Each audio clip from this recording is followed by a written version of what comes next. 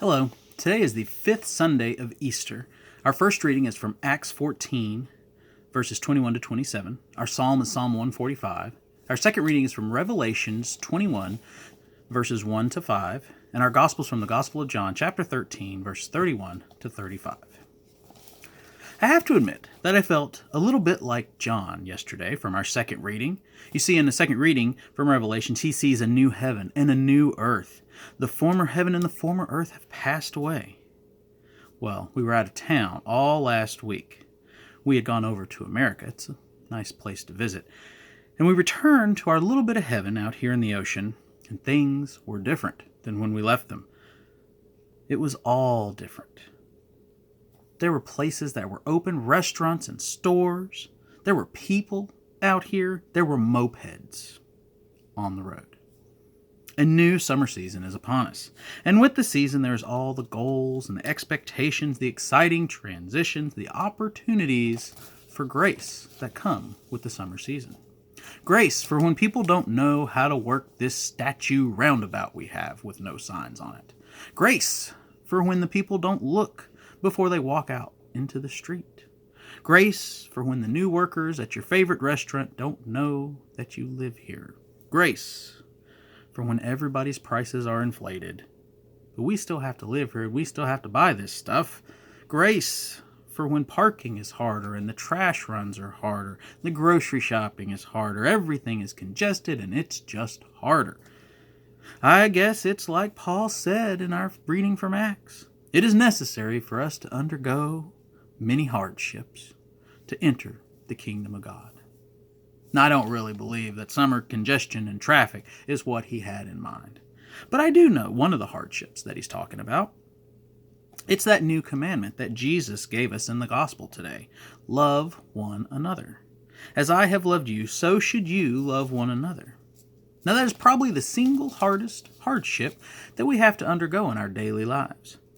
Sure, much worse hardships will befall each of us throughout the course of our life, but that one, to love one another, we have to deal with that every day. Every day. To everybody. Not just the ones we like, or the ones that don't annoy us in traffic. Everybody. Not just other Christians, not just Catholics. Everybody. The significance in our first reading of Paul calling the church together to report on his missionary journey and telling them about how God had opened the door of faith to the Gentiles is that Gentiles, the word Gentiles, means everybody else in the world who's not Jewish. Now, the early Christian church knew that Jesus came for them, for the Jewish people. They're God's chosen people. Of course, the Messiah came for them. But early on, there was some doubt as to whether God sent his son to save everybody else too. I mean, all the Gentiles? There's a lot of them. Now, of course, Jesus came to save everybody else too. Not just the Jewish people, but all the Gentiles, the entire world. The shepherd does not want that any of his sheep would be lost. And when he tells us to love one another, this same inclusive message shines through. We're to love all the one another's that we come in contact with, no matter what type of Gentile they are. And to really do that in our lives is hard. It's really hard because people will do things and say things. They'll live a certain way. They'll love a certain way. They'll vote a certain way. They'll act a certain way. And we are supposed to love them anyway. And we're supposed to keep the door of faith open to them, the door of faith that Jesus opened for everyone.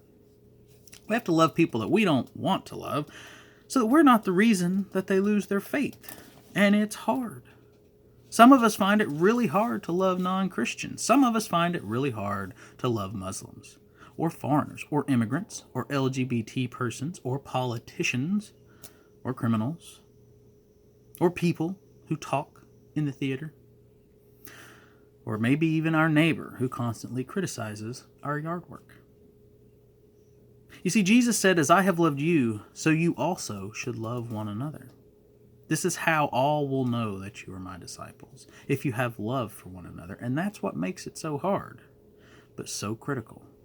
Because that is how the world will know that we're Christians, that they'll know that we are Christ's disciples, not because we made our sacraments, we were baptized, or had First Communion, made our confirmation, They're not going to know we're Christians because we had a big Catholic wedding or a big Catholic funeral. Not because we gave to the fundraiser. Not because our names are in the bulletin. They'll know because we practice what Jesus preaches, because we love one another, everyone, no matter who they are. And that's the most difficult, but also the most important thing that we can ever do as Christians. The strongest witness that we can ever have for Christ is to love one another as He loves us.